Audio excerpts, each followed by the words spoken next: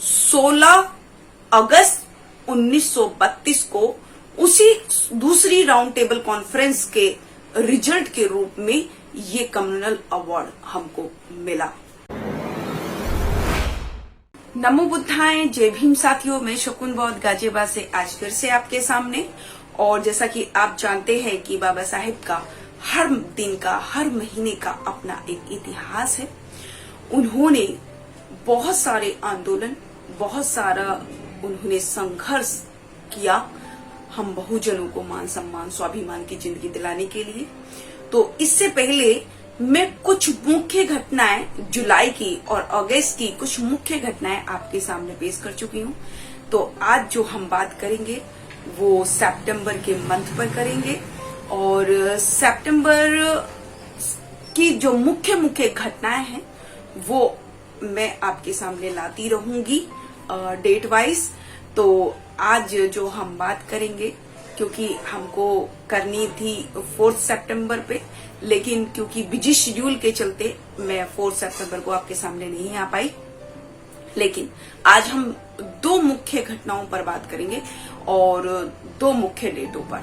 तो सबसे पहले जो हम बात करेंगे वो करेंगे 4 सितंबर 1927 की, यानी कि 4 सितंबर 1927 की ये घटना है, जब बाबा साहेब ने जब इन सब को, यानी कि हिंदू धर्म शास्त्रों को जब पढ़ लिया था, जब वो जर्मन से संस्कृत पढ़कर आ गए थे, तो उन्होंने ये हिंदू धर्म शास्त्रों को पढ़ा और हिंदू धर्म शास्त्रों को पढ़कर उनको पता चला कि आखिर हमारे समाज के साथ ये छुआछूत, ये भेदभाव क्यों हो रहा है।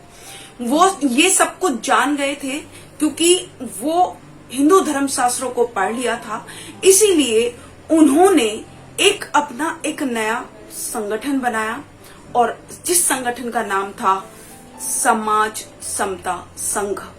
ये संगठन की उन्होंने स्थापना की और इस संगठन का जो मुख्य कार्य था वो यही था कि समाज से कैसे जाति व्यवस्था को दूर किया जाए या किस तरीके से इस जाति व्यवस्था के उत्पीड़न से बचा जाए।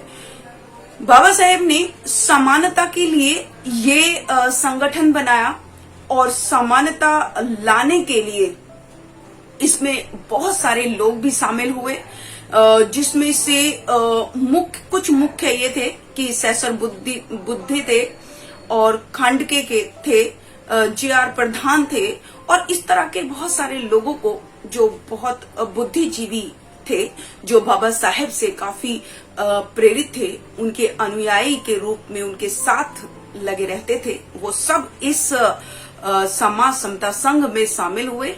और उनका लक्ष्य सिर्फ यही था कि जो युवा हैं उन युवाओं को इस संगठन से जोड़ें और इस जाति व्यवस्था को दूर करने के लिए उन्होंने प्रयास करने शुरू कर दिए। तो ये था समता संघ, यानी कि समाज समता संघ की स्थापना उन्होंने इस 4 सितंबर को की। तो ये हमारी जीवन में बहुत ही महत्वपूर्ण दिन है, क्योंकि इसी दिन से बाबा साहेब ने सोच लिया था, उन्होंने ये प्रण अपने आप से कर लिया था कि चाहे कुछ भी हो जाए, लेकिन मैं इस समाज में समता समानता लेकर आऊंगा।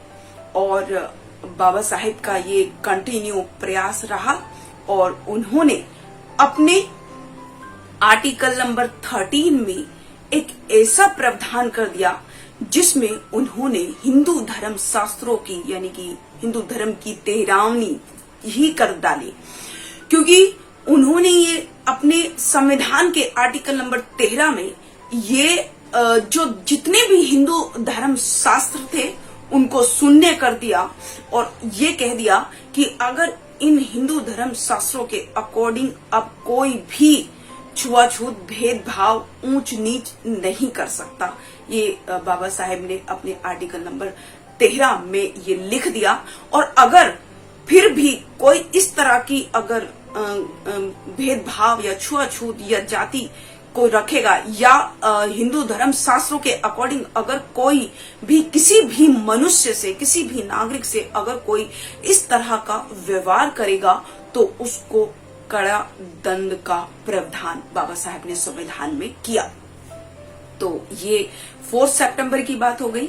अब हम बात करेंगे 7 सितंबर 1931 यानी कि 7 सितंबर 1931 की। अब हम इसी में बात करेंगे कि इस दिन बाबा साहेब ने दूसरे राउंड टेबल कॉन्फ्रेंस में हिस्सा लिया, जिसमें बाबा साहेब हमारे यानी कि बहुजन समाज के प्रतिनिधि बनकर वहां गए और उसमें गांधी और पंडित मदन मोहन मालवीय भी गए। जैसे कि मैं पहले भी इस पे बात कर चुकी हूं कि 16 अगस्त 1932 को इसी कॉन्फ्रेंस के रिजल्ट के रूप में हमको कम्युनल अवार्ड से हमको कम्युनल अवार्ड दिया गया, जो कि मैकडोनाल्ड रेम्सडे ने दिया था।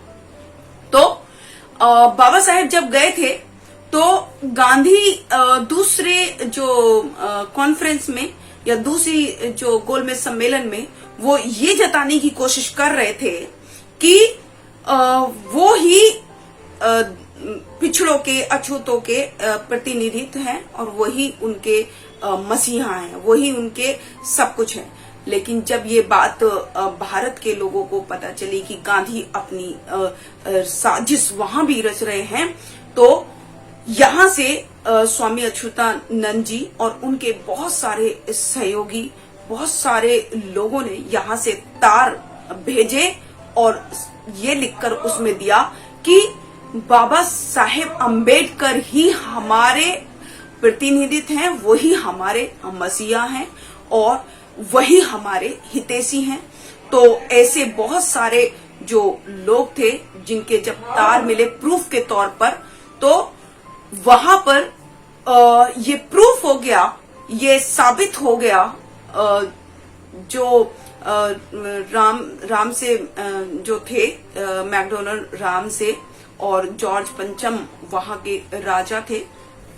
तो ये प्रूफ हो गया था कि डॉक्टर अंबेडकर ही अछूतों के मसीहा हैं, वही उनके प्रतिनिधि के रूप में यहाँ पर आए हैं। तो जब बाबा साहेब ने दूसरे राउंड टेबल में अपनी पूरी बात को विद प्रूफ रखा, तो उन्होंने मान लिया कि एक्चुअल में ही जो SC ST OBC के जो लोग हैं उनके साथ बहुत ही गलत व्यवहार हो रहा है। उनको एक बहुत बड़े तबके को बहुत सारे अधिकारों से वंचित रखा गया है और उनको एक ऊंच नीच के भेदभाव में बांटा गया है। उनके पास भी सेपरेट अधिकार होने चाहिए। ये जो मैकडोनाल्ड रेम्जे थे उन्होंने ये डिसाइड किया और हमको डबल वोट का अधिकार उन्होंने हमको दिया कि हम भी अब शासन में, प्रशासन में हम भी आ सकते हैं, हम भी अब हमारी भी अपना एक शासन होगा, एक प्रशासन होगा और हमारे लिए सभी अधिकारों को उन्होंने दिया। लेकिन ये जो राउंड टेबल कॉन्फ्रेंस थी ये 7 सितंबर से शुरू हुई और 1 दिसंबर को खत्म हो गई। उस वक्त कोई निर्णय नहीं लिया गया और सबको खाली हाथ लौटना पड़ा। लेकिन 16 अगस्त 1932 को उसी दूसरी राउंड टेबल कॉन्फ्रेंस के रिजल्ट के रूप में ये कम्युनल अवार्ड हमको मिला। तो ये 2 घटनाएं रही 4 सितंबर और 7 सितंबर की, क्योंकि इन दोनों ही घटनाओं का और इन दोनों ही डेट का हमारे जीवन पर SC ST OBC जो लोग हैं उनके जीवन में बहुत ही महत्वपूर्ण है ये दोनों घटनाएं। क्योंकि अगर बाबा साहेब अगर इतना कड़ा संघर्ष ना करते तो आज शायद हम यहाँ नहीं होते। जितनी अच्छे घरों में आज हम बैठे हैं, जितने अच्छे कपड़े पहनकर हम बैठे हैं, जितनी अच्छी नौकरियों में, बिजनेसों में आज हम हैं, शायद वो नहीं होते अगर बाबा साहेब हमारे लिए कड़ा संघर्ष नहीं करते। बाबा साहेब ने अपने 4 बच्चों की कुर्बानी इसलिए दे दी ताकि ये जो समाज है जिसको हर अधिकार से वंचित रखा गया है उसको वो सारे अधिकार मिले।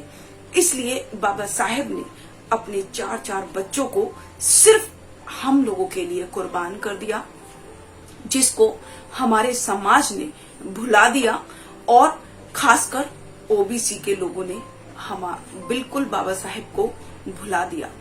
और मैं यही कहना चाहूंगी कि अगर अभी भी आप जागरूक होते हैं, अभी भी आप अगर बाबा साहेब को जानते हैं तो अपना भला कर पाएंगे और अपने आने वाली पीढ़ी को गुलाम बनाने से रोक पाएंगे।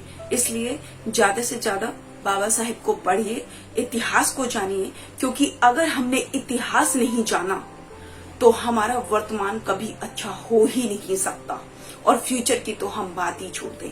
क्योंकि जब तक हमको सच्चाई का पता नहीं चलेगा तब तक हम अपने अधिकारों को मांगने के या अपने अधिकारों को, जो हमारे अधिकार इन लोगों ने ले रखे, छीन रखे, उनको वापस लाने के लिए सक्षम नहीं होंगे जब तक कि हमको इतिहास के बारे में पता नहीं चलेगा।